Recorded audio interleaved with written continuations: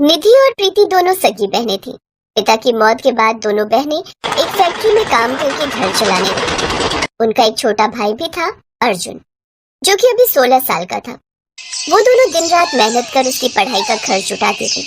कुछ समय बाद उन दोनों के लिए एक ही परिवार के दो भाइयों का रिश्ता आया, तो उनकी माँ को घर बार ठीक लगा, इसलिए उसने दोनों की शादी एक ही परिवार में तय कर दी।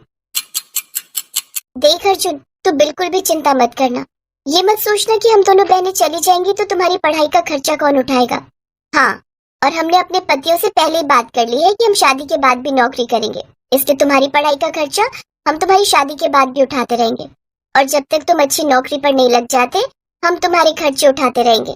ये बात सुनकर अर्जुन बहुत खुश होता है और अपनी दोनों बहनों के गले लग जाता है। बहनें हो तो तुम दोनों जैसी। देखना दीदी, मैं पढ़ लिख कर बहुत बड़ा आदमी बन जाऊंगा। कुछ दिनों बाद वो दोनों बहनें शादी के बाद अपने ससुराल आ जाती हैं और वो दोनों शादी के बाद भी फैक्ट्री में काम करती। दोनों ही बहनें अपनी कमाई का कुछ हिस्सा अपने मायके भेजती और कुछ पैसे जमा भी करके रखती, ताकि उनके भाई को जब भी पैसे की जरूरत हो तो वो उसकी मदद कर सके। एक रोज प्रीति, अभी अभी अर्जुन का फोन आया था, उसका एमबीए पूरा हो गया है, अब वो भी जल्दी से अच्छी नौकरी पर लग जाएगा। ये तो बड़ी अच्छी बात है निधि, फिर तो हम कल ही चलते हैं उससे मिलने, फैक्ट्री के बाद उसका मुंह मीठा करवाने। हाँ, और साथ में उसके लिए कुछ नई शर्ट भी ले चलेंगे, ऑफिस जाने के लिए उसे भी तो नए कपड़े चाहिए होंगे। चलो अच्छा, अब साले साहब की नौकरी लग गई तो तुम दोनों का बोझ थोड़ा हल्का होगा। अगले दिन दोनों बहनें अपने भाई से मिलने जाती हैं और उसे ढेर सारी मुबारकबाद देती हैं। वाह भाई, तूने तो कमाल ही कर दिया, कितनी बड़ी कंपनी है। तनख्वाह कितनी बताइए? पूरे 50,000 रुपए दीदी। क्या 50,000? जितना हम दोनों मिलकर भी नहीं कमा पाती। वाह अर्जुन, हम तेरे लिए बड़े खुश हैं। दोनों बहनें अपने भाई की कामयाबी पर बड़ी खुश थीं। अगले दिन से अर्जुन भी अपनी बहनों के दिए हुए नए कपड़े लेकर काम पर चला जाता है। ऐसे ही कुछ दिन बीतते हैं। अर्जुन के लिए एक बड़े घर की लड़की का रिश्ता आता है। बेटी, जिस कंपनी में अर्जुन काम करता है वहाँ के मालिक की बेटी को हमारे अर्जुन से प्यार हो गया है और वो इससे शादी करना चाहती है। हम कल ही जा रहे हैं रिश्ते की बात पक्की करने, तुम दोनों भी समय पर आ जाना। वाह माँ, ये तो बड़ी अच्छी बात है, ठीक है हम आ जाएंगे। अगले दिन ही वो सभी सेठ के घर चले जाते हैं, जहाँ उनकी कोठी के बाहर बहुत सारी गाड़ियां खड़ी थी। अंदर जाकर रिश्ते की बात पक्की होती है। फिर अर्जुन की माँ और बहनें होने वाली भाभी सुनैना के सर पर चुन्नी उठाकर और शगुन देकर रिश्ते की बात पक्की कर देते हैं। सुनैना दिखने में जितनी सुंदर थी उतनी ही घमंडी भी थी। अपनी दोनों नंदों से उसने कुछ खास बातचीत नहीं की। रिश्ता पक्का करके वो सब चले जाते हैं। फिर निधि अपनी माँ से, माँ आपके लिए एक और खुशखबरी है, हम दोनों बहनें माँ बनने वाले हैं। अरे वाह, ये तो सचमुच बड़ी ही खुशखबरी है।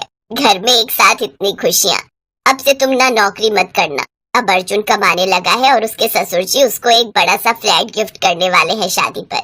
अब तुम दोनों बहनें यहाँ की चिंता छोड़ दो और अपने परिवार को बढ़ाने पर ध्यान दो। ये सुनकर दोनों बहनें बड़ी खुश होती हैं। कुछ समय बाद अर्जुन की भी शादी हो जाती है। ऐसे ही सब अपनी अपनी गृहस्थी में व्यस्त हो जाते हैं।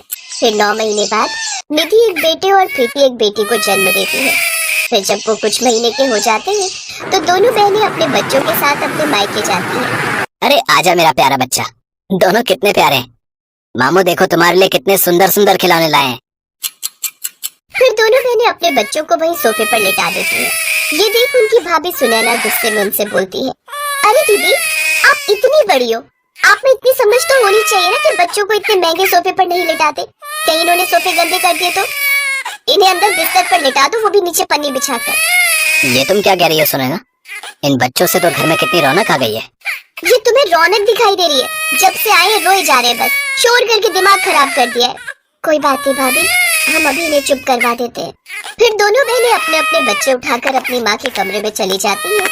कुछ देर बाद नौकर उनके लिए खाना भी उनकी माँ के कमरे में देकर ही चला जाता है।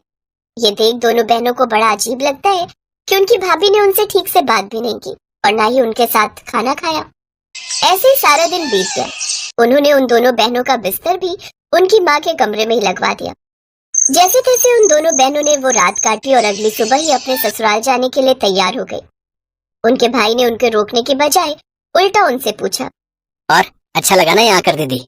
देखो कितना बड़ा घर है, नौकर चाकर है, किसी चीज की कमी नहीं है। तुम भी कैसी बातें करते हो अर्जुन? इन दोनों ने आज तक ऐसा घर सपने में भी नहीं देखा होगा और ना ही ऐसा खाना खाया होगा। वैसे दीदी, अर्जुन के पास आपके लिए गिफ्ट है। दीदी, आप दोनों ने पढ़ाई के समय आर्थिक तौर पर मेरी मदद की है। ये लीजिए, ये आपके पैसे, आप दोनों के काम आ जाएंगे। उन दोनों बहनों को ऐसा लगा जैसे उनका वो छोटा भाई अब बहुत अमीर हो गया है और उन पर अपने पैसों का रौब झाड़ रहा है। दोनों बहनें वो पैसे लेने से मना करती हैं, लेकिन अर्जुन उन्हें जबरदस्ती वो पैसे पकड़ा देता है। दोनों बहनें चुपचाप घर आ जाती हैं। कुछ दिन बाद, अरे निधि, तुमने सुना तुम्हारा भाई अर्जुन खुद की फैक्ट्री खोलने जा रहा है? अब तो सचमुच वह बहुत बड़ा आदमी बन गया है भाई। हाँ, पैसों से तो वो बहुत अमीर हो गया है। ऐसे ही समय बीतता है और एक रोज निधि के पति सुधीर की अचानक हार्ट अटैक आने से मौत हो जाती है। अपने बेटे की आगे की पढ़ाई के लिए निधि एक फैक्ट्री में नौकरी करने लगती है और पीछे से प्रीति अपनी बेटी के साथ साथ उसके बेटे का भी ध्यान रखती है। एक रोज निधि की फैक्ट्री में मालिक की पत्नी का जन्मदिन होने की वजह से सबको मुफ्त में राशन बांटा जा रहा था और निधि भी लाइन में लगी हुई थी। निधि ये बात नहीं जानती थी कि वो अपने भाई की फैक्ट्री में काम कर रही थी और गुस्से में वहाँ से जाने लगी। अर्जुन उसके पीछे गया और उससे बोला, निधि दीदी, आप यहाँ नौकरी करती हैं? आपने कभी बताया नहीं। अर्जुन, तुम बहुत बड़े आदमी बन गए हो, बहुत अमीर हो गए हो, इसलिए तो तुझे अपनी गरीब बहन दिखाई नहीं दी।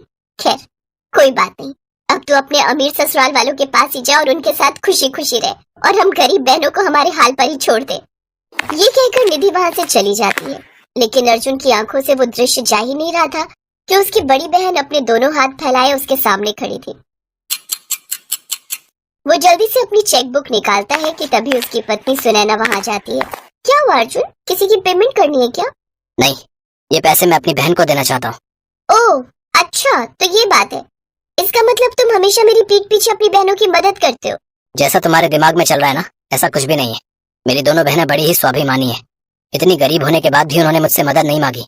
मैं ही स्वार्थी निकला जो अपनी दोनों बहनों के दुख को नहीं देख पाया।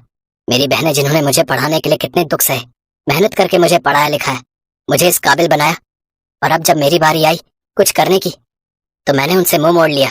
देखो, अगर तुमने अपनी बहनों की मदद की या उनसे बात करने की कोशिश भी की तो फिर मैं तुम्हें छोड़कर चली जाऊंगी। तुम्हें जो सही लगे तुम कर सकती हो, लेकिन मैं अपनी बहनों का साथ नहीं छोड़ सकता। उन्होंने जो मेरे लिए किया ना, वो तुम सोच भी नहीं सकती। मत भूलो अर्जुन, तुम मेरे डैड के दिए हुए घर में रहते हो। देखा तुमने कैसे मुझे अपने मकान का ताना दे दिया, लेकिन मेरी बहनों ने आज तक मुझे पढ़ाने का ताना नहीं दिया। अब मैं वही करूंगा जो मुझे ठीक लगता है। ये कहकर अर्जुन अपनी दोनों बहनों के पास जाता है और उनसे माफी मांगता है। तुम्हें अपनी गलती का एहसास हो गया, यही हमारे लिए काफी है। अब तुम जाओ और अपनी पत्नी से हमारे पीछे लड़ाई मत करो। उनकी ये बात अपने पति के पीछे पीछे आई सुनैना भी सुन लेती है। आप दोनों सचमुच बहुत अच्छी हैं। अब से हम दोनों मिलकर आपका साथ देंगे। अब वो सभी एक साथ बड़े प्यार से रहते हैं और खुशी खुशी जीवन व्यतीत करते हैं।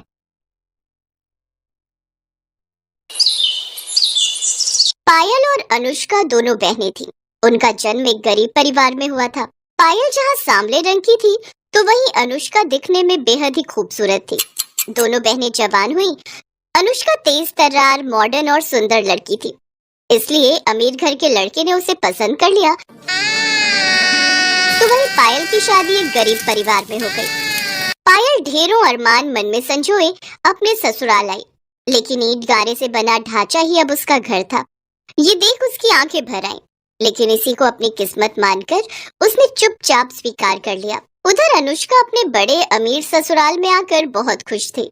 एक रोज जब पायल बाजार में सब्जी लेने पैदल जा रही थी तो अचानक गाड़ी में जाती हुई उसकी बहन अनुष्का की नजर उस पर गई। वो गाड़ी से उतरकर बोली, अरे दीदी, आप कहाँ जा रही हो?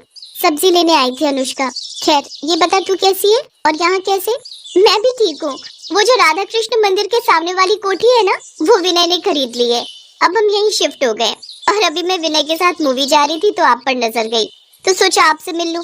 वो क्या है ना, हम अमीर लोगों के पास ये सब सब्जी वब्जी लेने का टाइम ही नहीं होता ना। ये काम तो मेरे घर के नौकर करते हैं। मैं तो बहुत मजे में हूँ। अच्छा मैं चलती हूँ, मुझे लेट हो रहा है। वैसे आप कहाँ रहती हैं? त्रिलोकपुरी गाँव, वहीं बस्ती में मेरा घर है। अच्छा खैर, मैं किसी दिन फुर्सत में आपसे मिलने आऊंगी, फिर ढेर सारी बातें करेंगे। Okay bye. ये कहकर अनुष्का अपने रास्ते निकल गई। ऐसे ही समय बीत गया। एक रोज पायल अपने पति उमेश से बोली, सुनिए जी, अपने घर में ना प्लास्टर करवा लो, दीवार की दरारों से मच्छर घुस आते हैं। बस कुछ दिन और गुजारा कर लो। अब रिक्शा चलाने के साथ साथ पढ़ाई भी कर रहा हूँ। भगवान ने चाहा तो जल्दी अच्छी नौकरी भी मिल जाएगी। ऐसे ही समय बीता। एक रोज अनुष्का पायल के घर आई, शॉर्ट ड्रेस, आंखों में चश्मा, हाई हील और हाथ में ढेर सारे गिफ्ट्स लेकर। जब वो अपनी कार से उतरी तो सभी आस पड़ोस के लोग उसे देखते रहे, यहाँ तक कि उसकी खुद की बहन पायल भी उसे पहचान नहीं पाई। अरे अनुष्का तू, बाप रे तेरा तो स्टाइल ही बदल गया। अब क्या करे दीदी, अमीरों का तो यही लाइफस्टाइल होता है। अच्छा अब क्या यहाँ दरवाजे पर ही बातें करोगी? चलो अब मुझे अंदर आने दो, मैं भी तो देखूं तुम्हारे महल को। अनुष्का उसके घर के अंदर आती है तो चारों ओर से उसकी ईंट की चार दीवारी को ही देखती रह जाती है। फिर पायल के हाथों में तरह तरह की मिठाइयों के डिब्बे और ढेर सारे गिफ्ट देती है। फिर कुछ देर बाद पायल पानी लेकर आई, उसकी सांस फूली हुई थी। दीदी कहाँ चली गई थी पानी लेने? आपकी सांस फूली हुई है। गली के बाहर जो सरकारी नल है ना, वहीं से लाई हूँ। सरकारी नल से? ना बाबा ना, मैं नहीं पीऊंगी, कहीं मेरा पेट खराब हो गया तो। अच्छा वैसे यहाँ अजीब सी बदबू क्यों आ रही है? वो मैंने सुबह लिपाई की थी ना, तो थोड़ी गोबर और मिट्टी की महक तो आएगी ही। यू गोबर, छी! मेरे घर में तो ग्रेनाइट पत्थर लगा हुआ है, वो भी महंगे वाला। अच्छा मैं चलती हूँ। अनुष्का तू पहली बार अपनी बहन के ससुराल आई है, चाय तो पी कर जा। चाय? अब इस गोबर वाले घर में कुछ भी पीने की इच्छा नहीं हो रही। नहीं नहीं रहने दो दीदी, मैंने चाय पीना छोड़ दिया, अब तो मैं सिर्फ केसर पिस्ते वाले दूध ही पीती हूँ। अच्छा मैं आपको ना मेरे यहाँ संडे पार्टी भी है, उसका इनविटेशन देने आई थी, आपको आना है ओके? इसी बहाने आप मेरा ससुराल भी देख लोगी। ये कहकर अनुष्का वहाँ से चली जाती है। उसके जाने के बाद पायल वो डब्बे खोलती है तो उसमें बहुत सारा खाने का सामान था। अब वो परेशान थी कि जब वो अनुष्का के घर जाएगी तो क्या लेकर जाएगी। शाम को उमेश घर आया तो वो बोला, पायल, अमीरों और गरीबों के लाइफस्टाइल में बहुत फर्क होता है, और वो अमीर है और हम गरीब, उनके जैसी हैसियत नहीं है हमारी। ऐसे ही दिन बीत गए। पायल को चिंता सताने लगी कि वो अनुष्का के यहाँ क्या लेकर जाएगी। फिर उसे ख्याल आया कि अनुष्का को उसके हाथ के आटे के लड्डू बेहद पसंद है। वो जल्दी से आटे के लड्डू बना लेती है और फिर अगले दिन उन्हें लेकर अनुष्का के घर पहुंच जाती है, जहां वो देखती है कि अनुष्का अपने शीश महल जैसे घर में आराम से बड़े से सोफे पर बैठी है। उसकी ठाट बाट देखकर पायल हैरान रह गई। पायल ने अनुष्का को पुकारा। अनुष्का ने उसकी ओर देखा तो वो गुस्से से भड़क गई। ओफो दीदी, मैं जानती हूँ कि तुम गरीब हो, लेकिन कम से कम तुम्हें इतना तो पता होना चाहिए कि अमीर लोगों के घर कैसे बनकर जाना चाहिए। अरे कम से कम एक जोड़ी नए कपड़े ही खरीद लेती। तुमसे अच्छी तो हमारी एक काम वाली लग रही है। तभी वहाँ अनुष्का के ससुराल वाले भी आ गए। अनुष्का, मैं तुम्हारे लिए अपने हाथों से आटे के लड्डू बनाकर लेकर आई थी। पहले बात अलग थी दीदी, अब मैं अमीर खानदान में आ गई हूँ। जाओ यहाँ से। अब मेरे यहाँ तभी आना जब तुम्हारा ये गरीबी वाला लाइफस्टाइल बदल जाए। बहू, क्या जरूरत थी गरीब लोगों को पार्टी में बुलाने की? अनुष्का तुम तो इनके यहाँ कितना कुछ लेकर गई थी और ये बेकार से लड्डू लेकर आई हैं। अपनी बेइज्जती देखकर पायल रोते हुए वहाँ से चली जाती है। ऐसे ही 3 साल बीत गए। दोनों बहनों की डिलीवरी होने वाली थी। पायल को उमेश जल्दी से पास के सरकारी अस्पताल में ले जाता है, तो वहीं दूसरी तरफ अनुष्का को विनय एक महंगे प्राइवेट अस्पताल में ले जाने लगता है। लेकिन प्राइवेट अस्पताल थोड़ा दूर होता है और वो वहाँ तक नहीं जा पाते, इसलिए वो भी अपनी पत्नी को सरकारी अस्पताल में ही ले जाता है। कुछ देर बाद डॉक्टर पायल से कहते हैं, मुबारक हो, आपको 2 जुड़वा बेटे हुए हैं। ये सुनकर पायल और उमेश बहुत खुश हुए। लेकिन तभी दूसरे कमरे से किसी के रोने की आवाज आई। पायल ने पर्दा हटाकर देखा तो सामने बिस्तर पर अनुष्का बेहोश थी और विनय और उसकी माँ आपस में बातें कर रहे थे। माँ, जब अनुष्का होश में आएगी और अपने बच्चे के बारे में पूछेगी तो मैं उसे क्या कहूँगा कि तुम्हारा बेटा मरा हुआ पैदा हुआ है और अब वो कभी माँ नहीं बन सकती? नहीं बेटा, अगर ऐसा हुआ तो वो सदमे में भी जा सकती है या हमेशा हमेशा के लिए कहीं कोमा में ना चली जाए, इसीलिए डॉक्टर ने उसे कुछ भी बताने से मना किया है। नहीं माँ, मैं अनुष्का को नहीं खोना चाहता। उनकी बातें सुनकर पायल और उमेश ने एक दूसरे की तरफ देखा, फिर एक फैसला लिया। पायल ने अपना एक बेटा गोद में लिया और विनय से जाकर कहने लगी, विनय, मैं भी अपनी बहन को नहीं खोना चाहती। हमने आप दोनों की सारी बातें सुन ली। मैंने जुड़वा बेटों को जन्म दिया है, इसलिए मेरा एक बेटा तुम रख लो और अनुष्का को यही कहना कि ये उसी का बेटा है। मैं गरीब जरूर हूँ, लेकिन दुख तो सबका बराबर ही होता है ना। मेरे बेटे की परवरिश करते समय उसे गरीब और अमीर दोनों के बारे में बताना, ताकि वो गरीबों का दुख भी समझ सके। अनुष्का होश में आ चुकी थी, उसने उनकी सारी बातें सुन ली थी।